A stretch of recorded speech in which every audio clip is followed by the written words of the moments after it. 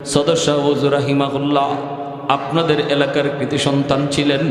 আল্লাহর বহুত বড় অলি শামসুল হক ফরিদপুরি রহমতুল্লাহি আলাইহি, গহরডাঙ্গা তার বাড়ি। ভাইরা আল্লাহর বলি, ঢাকা থেকে বাড়িতে তিনি যাবেন, নৌকায় উঠছেন, জীবনী লিখছেন। আমার উস্তাদ মালিবাগ মাদ্রাসার সুনামধন্য মুহাদ্দিস আল্লামা নাসিম আরাওয়াত শব্দ আহমদ বারকাতুহুম, তিনি একটা বই লিখছেন বাংলাতে। বইটা আপনারাও পড়বেন, কিনবেন। বইয়ের নাম হলো বাংলার হীরা মতি পান্না। বাংলার হীরা মতি পান্না, হীরা মতি পান্না, এই তিনজন দিয়ে তিনি তিনজনরে বোঝাইছেন। একজন মোহাম্মদুল্লাহ হাফিজজি, আরেকজন হলেন পীরজি, আরেকজন হলেন শামসুল হক ফরিদপুরি। এই তিনজনের জীবনী নিয়ে তিনি বইটা লিখছেন। এই বইয়ের মধ্যে আমার ওস্তাদ তিনি লিখছেন, সদস্য হুজুর তিনি একবার বাড়িতে যাবেন, বসতে বসতে রাত হয়ে গেল, নৌকায় করে তিনি যাবেন। নৌকা ফেরি ঘাটে ঘাটে মানুষজন লাগায়। হুজুরের ঘাটটা হলো অনেক দূরে, হুজুর একদম শেষ বর্ডারে। মাঝি হুজুরকে দেখে চিনে ফেলছে। হুজুর বাড়ি যাবেন বলে, হ্যাঁ। রাত হলো কেন? কয় জরুরি কাজে এসেছি। চল বাবা চল। মানুষজন ঘাটে ঘাটে নামল, আল্লাহর অলিকে নিয়ে মাঝি রওনা দিল। রাত বেজে গেল প্রায় 12টা 1টা। এই অবস্থায় মাঝি কয়, হুজুর কোনো টেনশন নাই, আপনি একা হলেও আমি আপনাকে বাড়ি পর্যন্ত পৌঁছায় দিব। আল্লাহর অলি বললেন, ঠিক আছে চলো। সামনের দিকে চলতে লাগলো, চলতেছে। হঠাৎ করে আল্লাহর অলি বলতেছেন, বাবা মাঝি শুন, আমাকে আমার বাড়ি পর্যন্ত নেওয়া লাগবে না, এই জায়গায় তুমি আমাকে নামায় দাও, পায়ে হেঁটে বাড়ি যাব। মাঝি বলতেছে, হুজুর এই জায়গায় যদি নামেন, বিশাল বড় একটা হাওর, আপনাকে পায়ে হেঁটে বাড়ি যাওয়া লাগবে। প্রচন্ড শীত, ঘন কুয়াশা, কেন কেন আপনি এই জায়গায় নামবেন? নামার প্রয়োজন নাই, আমি আপনাকে বাড়ি পর্যন্ত পৌঁছাবো। আল্লাহর অলি বললেন, বাবা তুই এত কিছু বুঝবি না রে বাবা, আমার এই জায়গায় নামায় দে, এখানেই আমাকে নামা, আমি পায়ে হেঁটেই বাড়ি যাব। হুজুর নৌকা যাবে ঘাটে, পায়ে হেঁটে কেন? হুজুর ধমক দিলেন, বেটা সব কথা সব জায়গায় প্রশ্ন করবি না, নামা। মাঝি নামায় দিছে। মাঝি কয়, আমারও মনে মনে শখ জাগলো, কেন হুজুর এখানে নামলেন? আমিও পিছনে পিছনে দেখব, কোনো কারণ ছাড়া নামার কথা না।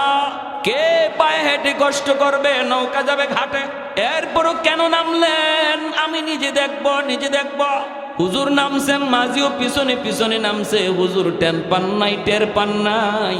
কুয়াশার রাত, প্রচন্ড কুয়াশা, সামনে কি আছে কিছু দেখা যায় না। ওই অবস্থায় মাঝি সেও পিছনে নামছে। মাঝি তো পিছনে নাইমা হুজুরকে সর্বদা ফলো করতেছে। আল্লাহর ওলি তিনি তো আর পিছনে ফলো করেন না, সামনের দিকে যাইতেছেন। হঠাৎ করে মাঝি তাকায় দেখে, আল্লাহু আকবার, নামাইলাম আমি মানুষ একজন, কিন্তু এখন তার ডাইনে বামে এত মানুষ, এরা কারা, কি এদের পরিচয়? আমি নামাইলাম একজন, আর এখন এত মানুষ, এরা কারা? আমার ভয় লাগলো, কলিজায় পানি নাই। ভয় অস্থির, তবু সাহস করে আগাইতেছি। আর দেখতেছি কাণ্ড, সামনে পিছনে ডানে বামে অসংখ্য মানুষ পাহারা দিয়া যেন একজন রাষ্ট্রপতি অথবা মিনিস্টার যাইতেছে, তারে রাস্তা দেখায়া তারা নিতেছে আর কিছু প্রশ্ন করতেছে। আল্লাহর ওলি প্রশ্নের জবাব দিতেছেন, কিছু প্রশ্ন করতেছে আর তিনি জবাব দিতেছেন। এইভাবে যাইতেছে, সামনের দিকে যাইতে বাড়ি পর্যন্ত পৌঁছে গেলেন। ওই অবস্থায় মাঝি বলতেছে, বাড়ি পর্যন্ত পৌঁছে আল্লাহর ওলি যেই মাত্র ঘরে ঢুকবেন, তখনই দেখি আর কোনো মানুষজন, কাউকে দেখা যায় না। সমস্ত মানুষগুলি অদৃশ্য হয়ে গেল। আল্লাহর ওলি ঘরে ঢুইকা যেই দরজা লাগাইতে চাবেন, এমনি আমি সামনে যা হাজির। হুজুর আমাকে দেখে বলতেছেন, বেটা তুই? কয়, হুজুর আমি আপনার পিছনে আইছি। কেন নামছেন? এটা দেখার জন্য। হুজুর বলেন, তুই কিছু দেখছো নাকি? কয়, হুজুর আমি যে কি দেখলাম, কলিজায় পানি নাই। পানি থাকবার কথা, হ্যাঁ? আরো রাতের বেলা হুজুর বলতেছে রে বাবা, তোর পায়ে ধরি, তুই কারো কাছে বলবি না, কারো কাছে বলবি না, বলবি না, বলবি না। কারণ আল্লাহর ওলিরা ওদের নিজেদের কারামত কারো কাছে নিজে বলতেন না। কেউ যদি দেখেও তারে নিষেধ করতেন। এটা হক্কানি আল্লাহওয়ালা চিনার লক্ষণ আর আলামত। ভণ্ড যদি হয় একটু, বলে 10 গুণ, ঠিক না? এটা হলো বেজাল্লা চিনবার আলামত। বেজাল্লারা কেরামত মানুষ দিয়ে নিজে বানায়, আর মূল কারামত আল্লাহ দেখায়, সেটা আল্লাহর হাতে, এটা মানুষের হাতে নয়। ওলি আল্লাহদের কারামত, এটা হক, কারামতুল আউলিয়া হাক্কুন। এটা হলো আহলে সুন্নাহ ওয়াল জামাতের আকীদা। ওলি আল্লাহদের কারামত হক, কারণ এটা তাদের নিজের ক্ষমতা না, ক্ষমতা কার হাতে? জোরে বলেন। নবীদের মুজিজা, নবীদের কোনো যোগ্যতা না, এটা আল্লাহর হাতে, ঠিক কিনা? আল্লাহ যখন চায় তখন দেখায়। ওলিদের কারামতকেও আল্লাহ যখন চায় তখন দেখায়। এজন্য হক্কানি ওলি আল্লাহ যারা, এরা নিজেদের কারামত কারো কাছে বড়াই করে, বাহাদুরি করে বলতেন না। আর যদি কেউ দেখেও ফেলে তারে নিষেধ করতেন। যেমন সদস্য হুজুর তারে নিষেধ করলেন, বাবা আমার জীবদ্দশায় তুমি কারো কাছে বলবা না, আমার ইন্তেকালের পর বলার অনুমতি আছে। যেমনটা কুতবুল আলম শাইখুল ইসলাম হুসাইন আহমদ মাদানী রহমতুল্লাহি আলাইহি, ইনার জীবনে এমন একটা ঘটনা আছে। অসুবিধা হইতেছে আপনাদের? অসুবিধা? হুসাইন আহমদ মাদানী রহমতুল্লাহি আলাইহি নাম শুনছেন তো? সদস্য হুজুরের উস্তাদ, হাফিজ হুজুর রহমতুল্লাহি আলাইহির উস্তাদ, দারুল উলুম দেওবন্দের সূর্য সন্তান। যে মাদানী আলাইহি রহমা আমাদের সিলেটের মানুষকে খুব ভালোবাসতেন। রমজান মাস ইনি সিলেট কাটাইতেন, এতেকাফ করতেন সিলেট। আবার রোজার ঈদটা তিনি আমাদের গ্রামের মানুষের সাথে আয়া করতেন।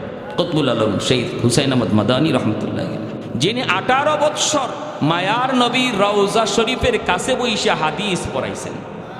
আল্লাহর নবীর শোনায়া 18 বৎসর হাদিস পড়াইছেন।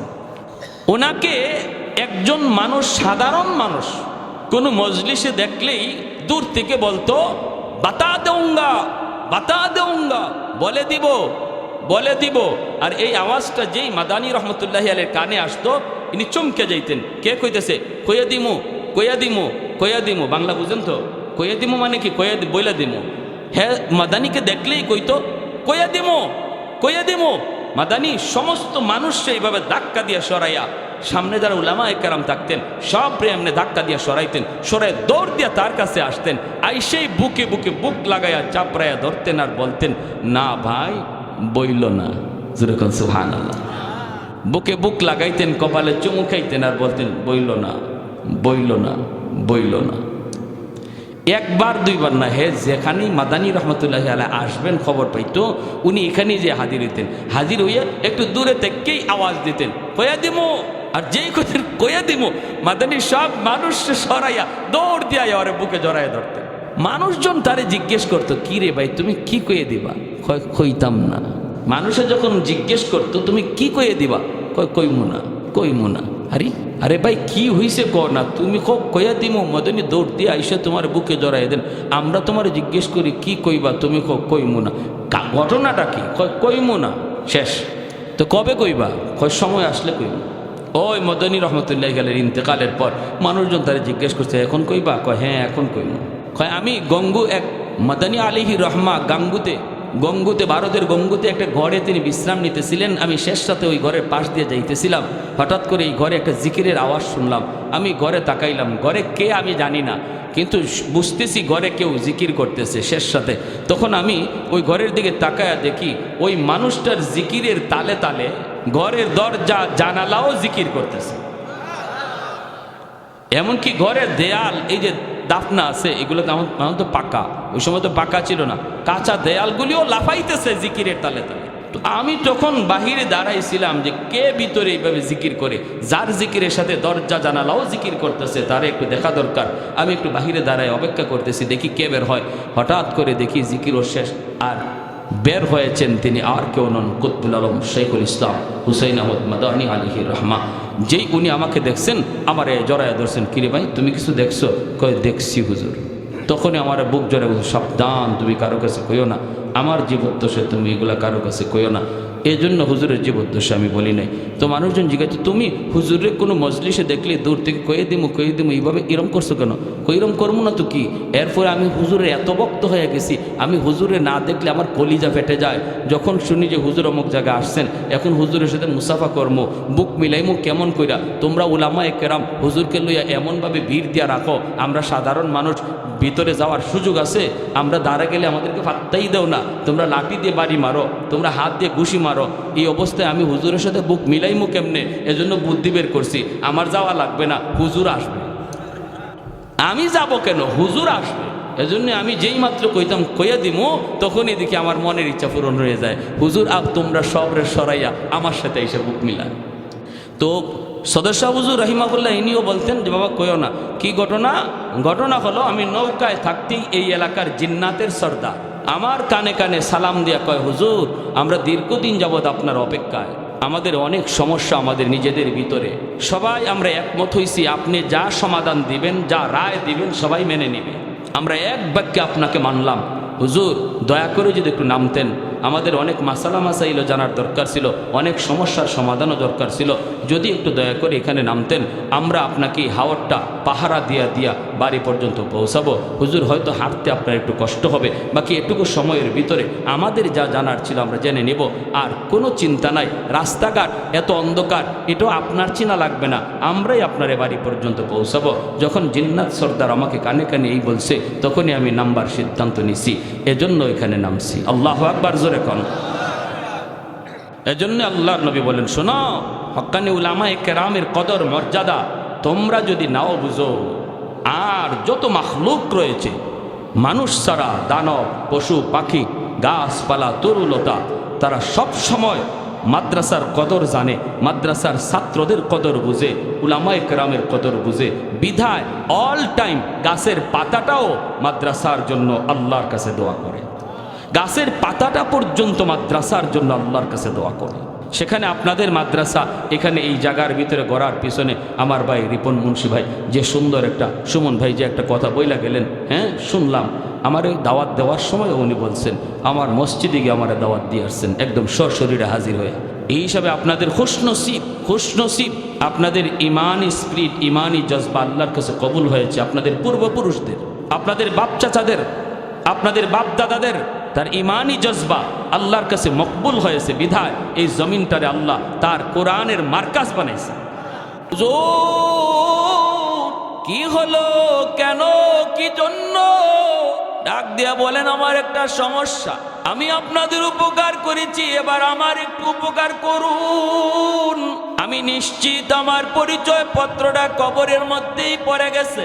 যখন আমি লাশটা নোয়াইয়া কবরে রাখছিলাম, ওই বাঁকা হইতে যাইয়া আমার বুক পকেট থেকে আমার পরিচয় পত্রটা কবরে পড়ে গেছে। তোমরা যদি আমাকে একটু অনুমতি দাও, আমি মাথার পাশ দিয়া একটা ছোট্ট গর্ত করে হাতটা ঢুকাইয়া পরিচয় পত্রটা নিয়ে আসব। যদি আপনারা আমাকে একটু অনুমতি দেন, যদি আপনারা আমাকে অনুমতি দেন।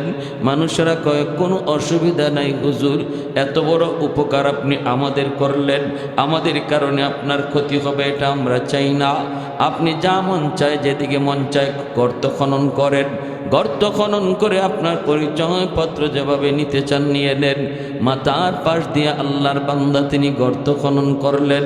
আল্লাহু আকবার। গর্ত খনন করে করে যেই মাত্র কবরের পর্যন্ত তিনি পৌঁছলেন, তাকায় দেখেন পুরা কবরটা নূরের আলোয় চমকাইতেছে। এ কোনো জ্যান্ত নেল নয়, গোটা এলাকাটা একদম নূরের আলোতে চমকায় উঠল। কবরের ওই সুরঙ্গ দিয়া আলো বাহিরে বেরিয়ে আসলো, গোটা এলাকা চমকাইতে লাগলো। আর মাথার পাশেই তার আইডি কার্ড, পরিচয় পত্রটাও পরিষ্কার দেখা যাইতে লাগলো। আল্লাহর বান্দা পরিচয় পত্রটা টান দিয়ে তিনি উঠাইলেন, আর দেখতে পেলেন কবরের ভিতর থেকে এমন গ্রাণ, এমন এক সুগ্রাণ, এমন এক সুগ্রাণ যা দুনিয়ার কোনো আতরের গ্রাণ নয়, আতরের গ্রাণ নয়।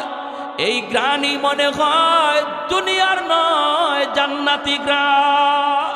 সাথে সাথে এলাকার ভিতরে হইচই পড়ে গেল, মানুষজন জমা হয়ে গেল, শহর থেকেও মানুষজন আসা শুরু করলো। হাকিমুল ইসলাম কারি তৈয়ব সাহেব রাহিমাহুল্লাহ তিনি বলেন, আমরা দারুল উলুম দেওবন্দের অফিসেই বসা, ওই অবস্থায় আমাদের কাছেও খবরটা আসলো। আমি নিজে বের হয়ে গেলাম দেখার জন্য। আমি নিজে গেলাম সেখানে, গেলাম তো গেলাম, দূর থেকেই তাকায় দেখতে পেলাম কবর শুধু নয়, কবরের গোটা এলাকাটা নূরের আলোতে চমকাইতেছে। আমি এখান থেকেই বুঝে গেছি এটা দুনিয়ার কোনো আলো নয়, এটা মোমবাতি নয়, এটা কারেন্টের কোনো আলো নয়, এটা কেরোসিনের কোনো আলো নয়, এটা জান্নাতি আলো, জান্নাতি আলো। যত পাশে যাইতে লাগলাম জান্নাতি ঘ্রাণ নাকের ভিতরে লাগতে লাগলো, জান্নাতি ঘ্রাণ, জান্নাতি আলো।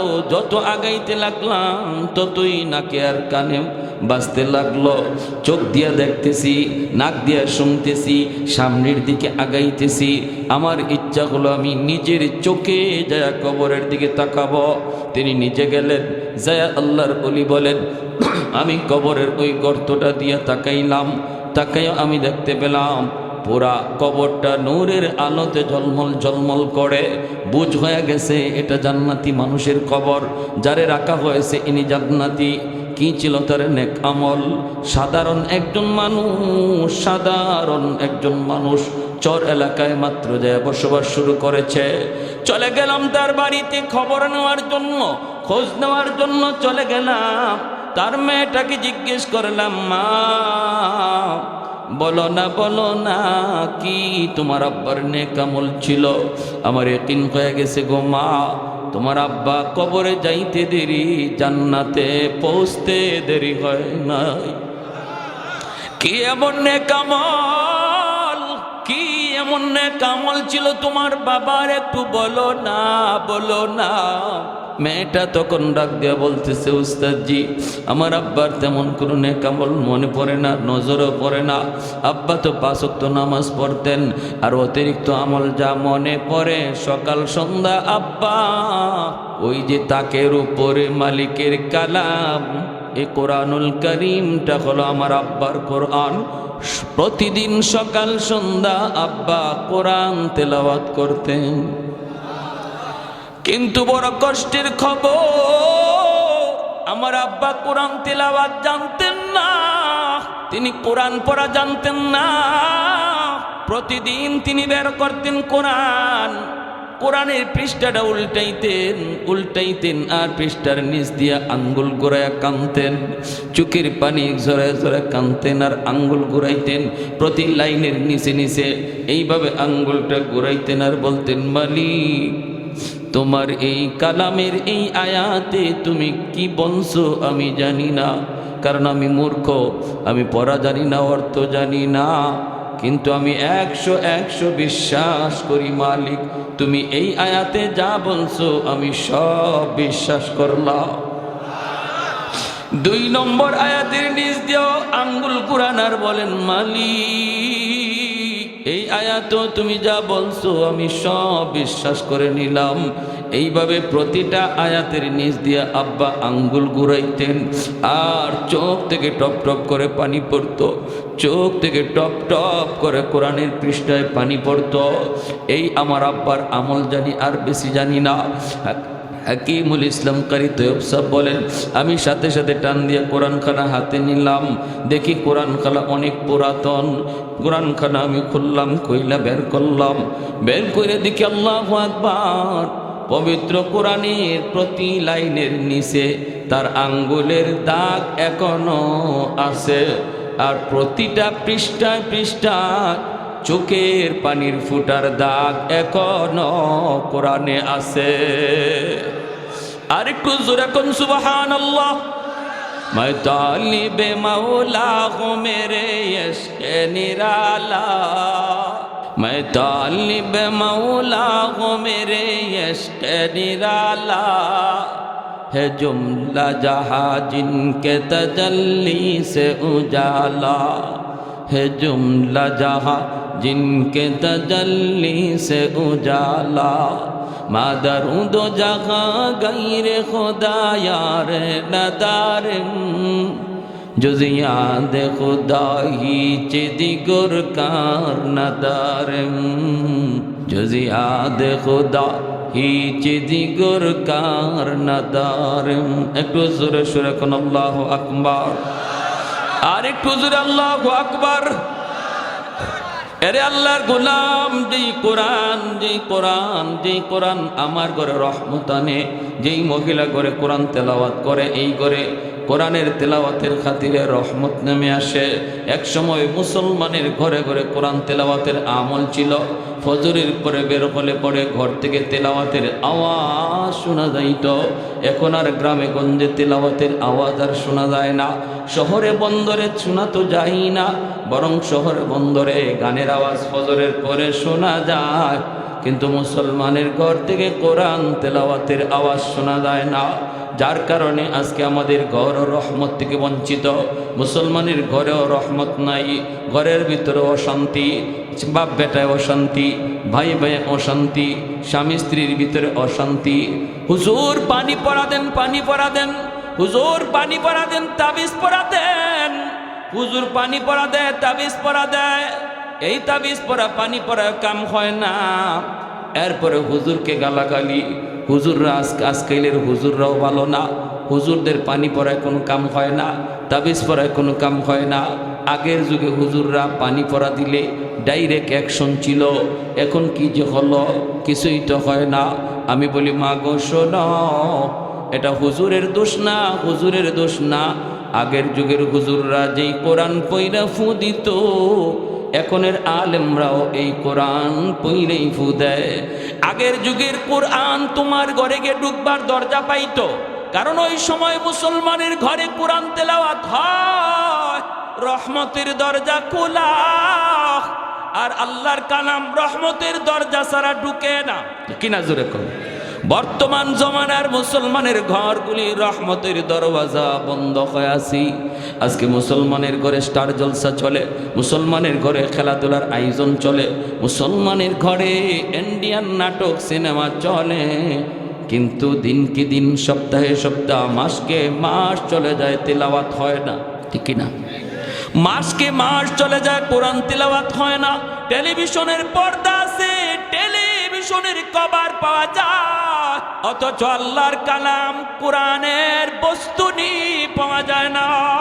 আল্লাহর কোরআনের উপর ধুলাবালি পড়তেছে, অবহেলায় কোরআন পড়ে আছে আমার ঘরে। টেলিভিশনের যত্ন আছে, কোরআনের যত্ন নাই। আগের যুগে কোরআন তেলাওয়াত হইতো সকাল সন্ধ্যা, এখন হয় না মাসকে মাস। এজন্য এখনের যুগে মুসলমানের ঘরের রহমতের দরজা বন্ধ, গান বাজনা হয় প্রতিদিন, গজবের দরজা খোলা। আমার টেলিভিশন প্রতিদিন চলে, কিন্তু কোরআন তেলাওয়াত প্রতিদিন চলে না। টেলিভিশন প্রতিদিন অন হয়, কোরআন কোনোদিন ওপেন হয় না। এজন্য রহমতের দরজা বন্ধ, গজবের দরজা খোলা। হুজুর পানি পড়া দেয় ঠিক, তাবিজ পড়া দেয় ঠিক, যায় আপনার ঘরে ঢুকার জন্য, যায় দেখে রহমতের দরজা বন্ধ, গজবের দরজা খোলা। আল্লাহর কোরআন রহমতের দরজা ছাড়া ঢুকে না, এজন্যই তো হয় না। নতুবা কোরআনের অ্যাকশন আসেনি না নাই? হ্যাঁ, ফখরে বাঙ্গাল রহমতুল্লাহি আলাইহি বহুত বড় বুজুর্গ ছিলেন। একবার এক নাস্তিক ট্রেনের মধ্যে হুজুরে পায়া কয়, কি শুনবেন? কয়, হুজুর এই সাধারণ মানুষ আর কত ধোঁকা দিয়ে আপনারা চলবেন? নাউজুবিল্লাহ। আসতে নাস্তিকগুলির কথা তো এইটাই পেরে, সাধারণ মানুষ আর কত বোকা বানাইবেন? হুজুর কয়, কি বোকা বানাইলাম? কয়, এই যে মানুষ আয়, হুজুর একটু পানি ফোড়া দেন, একটু ফু দেন, একটু তাবিজ দেন, আর আপনারাও কি পড়েন না পড়েন, তো ফু দিয়ে দিলেন, এই একটা বাতাস দিলেন, এই বাতাসে কি হইলো? ঔষধ খাইয়ে আমাদের কাম হয় না, আর আপনাদের বাতাসে কাম হইল। বুঝছেন কি কয়? অ্যান্টিবায়োটিক খায়, তাও কাজ হয় না, আর আপনারা ফু দিয়ে আর কত বোকা বানাইবেন মানুষ? হুজুর বলতেছে, আমাদের ফুতে কি কাম হয় তুমি বুঝো না? কয়, না, এটা বোঝার দরকার নাই, এটা হয় না, কিছু হয় না, এটা আপনাদের একটা ধোঁকাবাজি, বাউতাবাজি। হুজুর বলতেছেন, শুনেন হুজুর কি বলতেছে। হুজুর বলতেছে, শোনো, এই ফু আর বাতাসে যে কি হয় এটা তুমি বুঝো না। কয়, না বুঝি না, তো তোমারে বুঝাই। কয়, বুঝান। হুজুরে কয়, তুমি বুঝতা যদি তুমি বৈধ বাপের সন্তান হইতা। হয়েছে নি কাম? জাকাত গেছে তো একবারে জাকাত লাগাই বলছেন, একদম জায়গা মতো। তুমি বুঝতা যদি বৈধ বাপের সন্তান হইতা, তুমি তো অবৈধ বাপের সন্তান, তুমি তো অবৈধ। যেই খালি উনি বলছে তুমি অবৈধ সন্তান, এমনি হ্যার চেহারা লাল হয়ে গেছে, শরীর ফুলে গেছে। এত বড় কথা আমারে মোল্লা মুন্সি মৌলবীরা টাইম আসেনি, হ্যাঁ হাত পা গরম হয়ে গেছে, ধরে ফেলবে হুজুরকে। মানুষজন থামাইতেছে, কী হয়েছে ভাই, কী হয়েছে? আর কী হয়েছে কয় না, মুন্সি আমারে কি কয় শোনো। হুজুর কি কইছেন? হুজুর কয় আমি বেশি কিছু কই না, আমি শুধু কইছি হ্যাঁ অবৈধ, হ্যাঁ অবৈধ, এ বৈধ সন্তান না। সাধারণ মানুষও কয় হুজুর গালিটা একটু বেশি হয়ে গেছে, এটা আপনারা উলামায়ে কেরাম আপনাদের জবানে এটা হয় না। হুজুরকে আমি তো গালি দেই নাই তারে, আমি তারে বুঝাইছি, জবাব দিছি, জবাব সে যা বুঝতে চাইছে তা বুঝাইছি। হুজুর মানুষকে কি বুঝে বুঝতে চাইছে আর আপনি কি বুঝাইছেন? বুঝতে চাইছে ফুতে নাকি কিছুই হয় না, ওর অ্যান্টিবায়োটিকও নাকি এর ঘুমায় না, এজন্য আমরা যে ফু ফা দেই এগুলা বাউতাবাজি ধোকা, হ্যাঁ এটা বুঝে না, তারা একটু বুঝাইলাম। কেমনে বুঝাইছেন?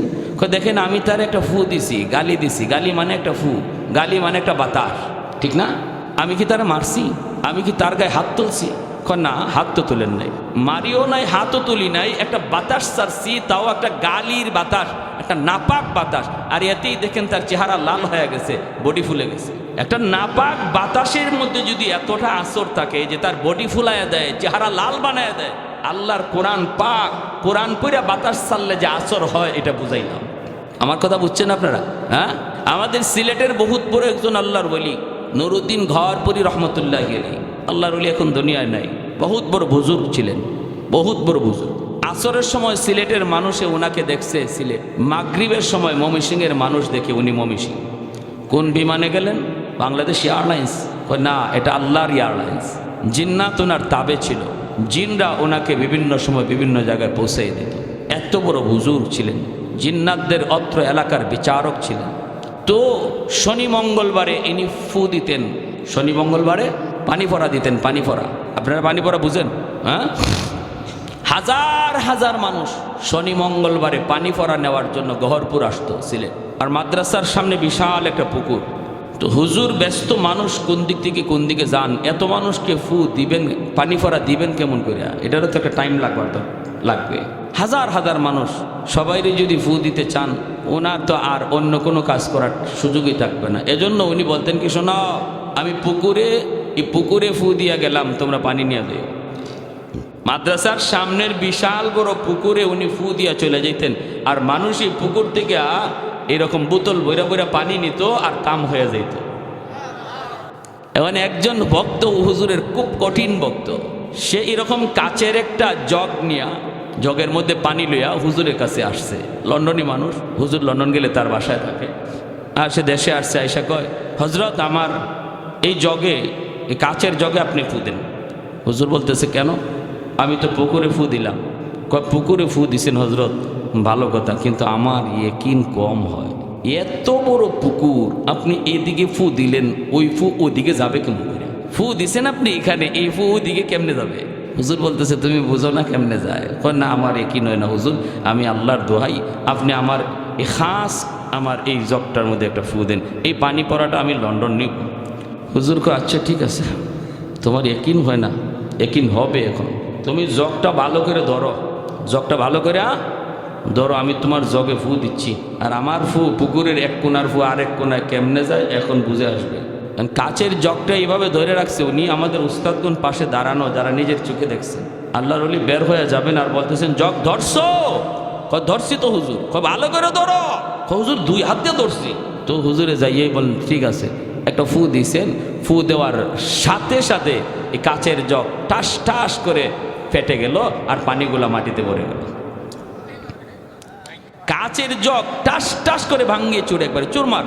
হুজুর বলতেছেন পানি কই? হুজুর মাপ চাই, আমার বেয়াদবি হয়ে গেছে, আমি বুঝি নাই হুজুর। এখন বুঝেছে তো?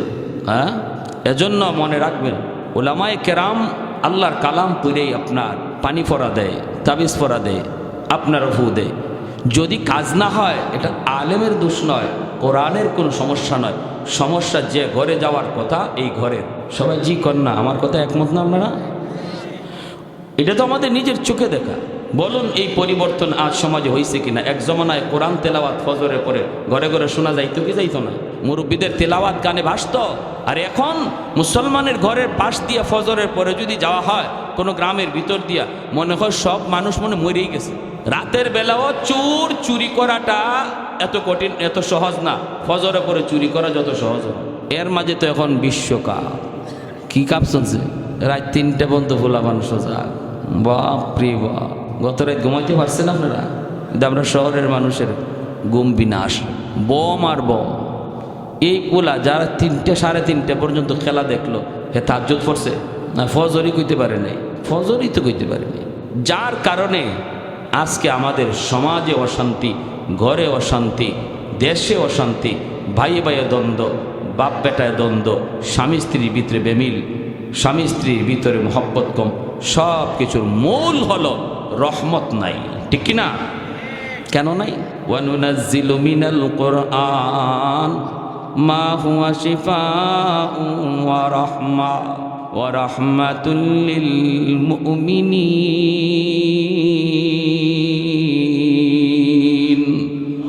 আল্লাহ পাক বলে, কোরআন আমি আল্লাহ নাজিল করেছি তোমাদের জন্য শিফা বানায়া, কোরআন নাজিল করেছি তোমাদের জন্য রহমত বানায়া, রহমত।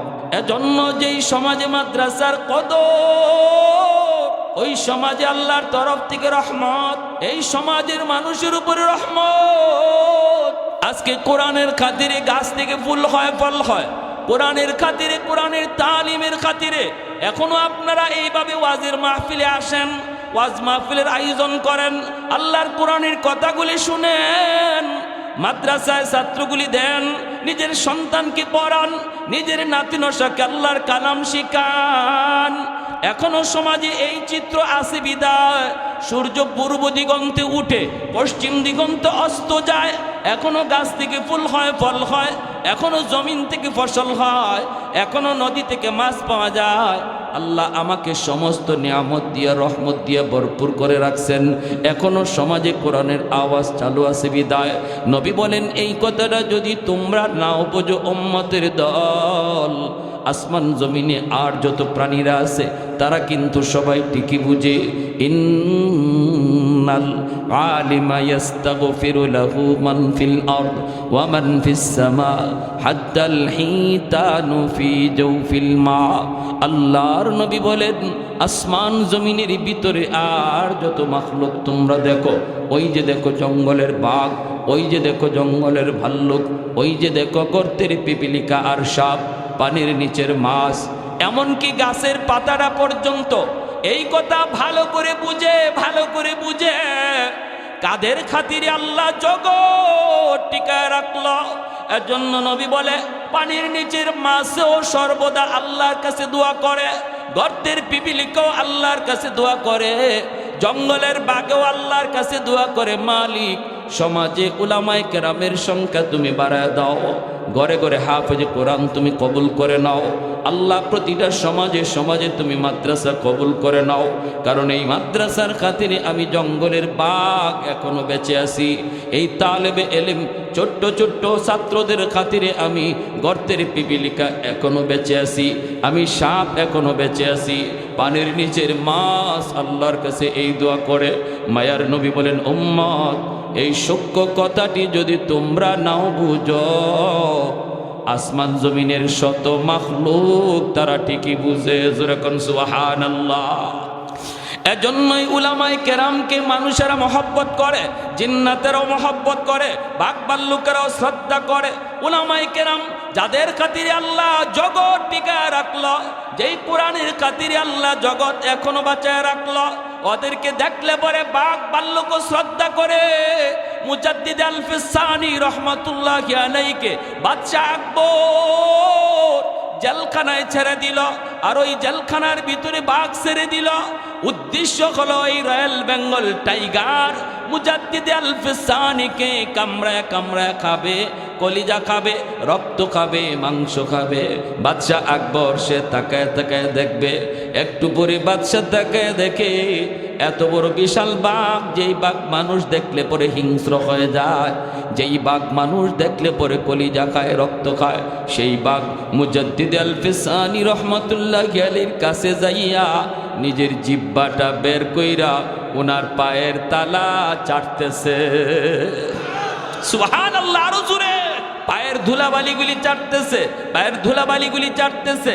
হায় হায় হায় হায়। বাদশা আকবর বলে, যারে খাওয়ার জন্য দিলাম, বাঘ তার কাছে যে সারেন্ডার করলো, যেন বাঘ তারে বহু আগ থেকে চিনে, বহু আগ থেকে যেন তারে চিনে। তাও শুধু না, খেদমত শুরু করে দিছে, পায়ের তালার ধুলাবালি চাটতেছে, পায়ের তালার ধুলাবালি চাটতেছে, ধুলাবালি চাটতেছে।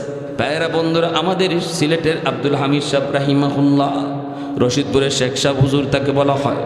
আমাদের উস্তাদদের মুখে শুনেছি, রশিদপুর চৌমুহনা শ্রীমঙ্গল চা বাগানের ভিতরে একটা চৌমুহনী আছে।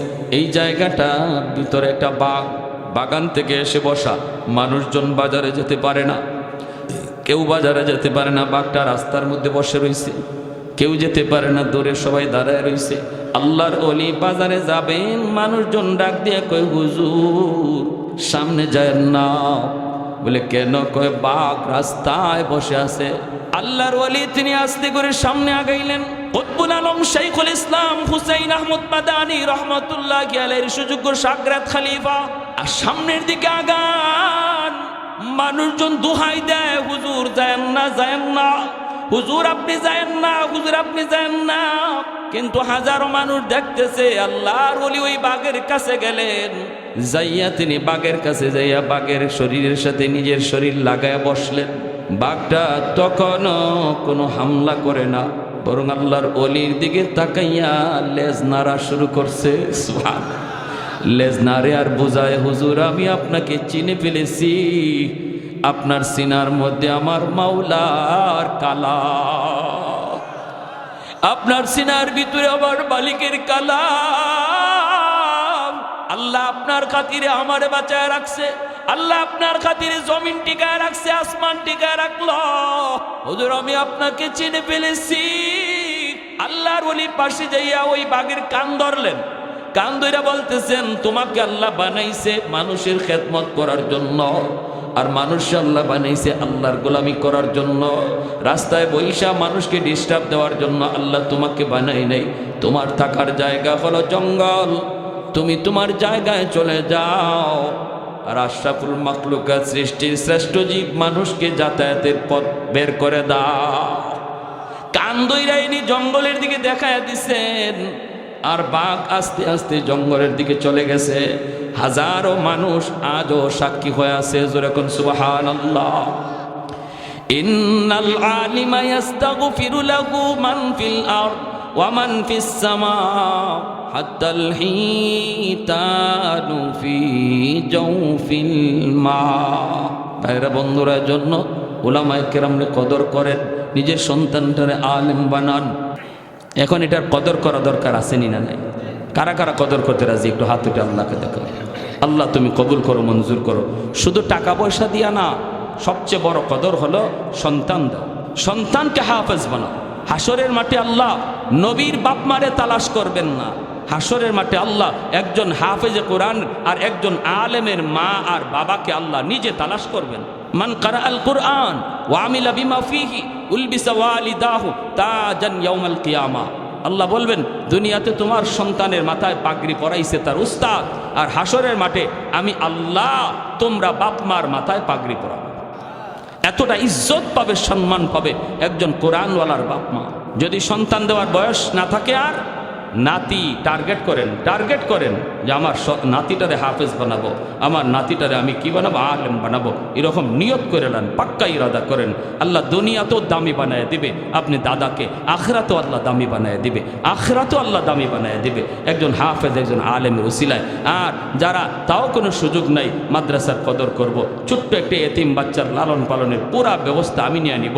আমার এই সুযোগ নাই একজন ছেলেকে হাফেজ বানানোর, কিন্তু আমি মাদ্রাসার একটা ছেলে হাফেজ হইতে যা খরচ লাগে আমি দিব। যদি আল্লাহ এরকম তৌফিক দেয়, এরকম দায়িত্ব নিয়ে আনেন। টাকা পয়সা থাকবে না, এই যে আমার আগে হুজুর বইলা গেলে, টাকা পয়সা থাকবে না, চলে যাবে, এগুলা চলে যাবে। কিন্তু যদি একটা ছেলের হাফেজ আমি বানিয়ে যাই, এটা আমার রয়ে যাবে। একজন ভাই সবার আগে কোন একটু আমার কাছে কোনো কি না ওয়াদা না, যদি আপনারা দিল থেকে কিছু নগদ টাকা মাদ্রাসায় দিতে চান, কি কোন হুজুর লেখাইতাম লেখানি বাকি না নগদ? আচ্ছা ঠিক আছে, যদি আপনারা মনে করেন উঠবেন না একজন ভাই, যদি উঠেন আমি কষ্ট পাবো, আর বোঝা গেল মাদ্রাসার প্রতি দরদ কম, আমি পারবো না, তৌফিক নাই, সেটা ভিন্ন কথা, কিন্তু অন্তর দিয়ে দোয়া তো করতে পারবো, এটা তো পারবো নাকি? একজন ভাই বলেন হুজুর আমি আমার